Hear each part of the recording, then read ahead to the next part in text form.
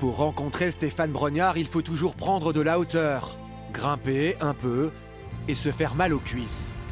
Surplombant Saint-Dié, voici la roche d'Annozelle, le terrain de torture de cet athlète hors norme. Près de 20 heures d'entraînement chaque semaine pour préparer son nouveau défi. Une boucle de 500 km dans les Vosges sur des skis à roulettes, 40 heures quasiment sans s'arrêter. Une aventure taillée pour le bonhomme.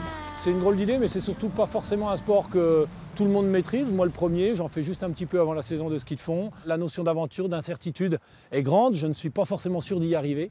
Et donc, je mets tout en œuvre en ce moment pour être capable de pouvoir réaliser ce défi qui est d'entrée un défi fou, mais rassembleur aussi. Repousser ses limites sans cesse, voici l'ADN du Vosgien, adepte de l'ultra-trail. De longues distances sur des terrains accidentés comme lors de ses traversées des Vosges et du Jura. Mais aujourd'hui, Stéphane Brognard vise encore plus haut, plus loin. Une traversée du Pacifique à la rame en 2023. Alors pour se préparer, il réalisera chaque année entre 3 à 4 défis. Ce qui me fait courir, c'est le côté impossible, c'est le côté défi, c'est le côté de ne pas vouloir faire comme les autres. Et rendre possible un impossible.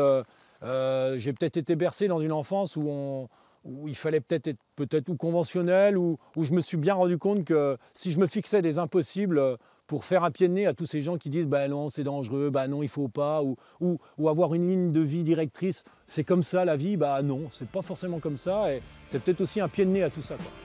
Le 19 avril prochain, Stéphane Brognard s'élancera de la Bresse pour son Tour des Vosges en ski à roulettes.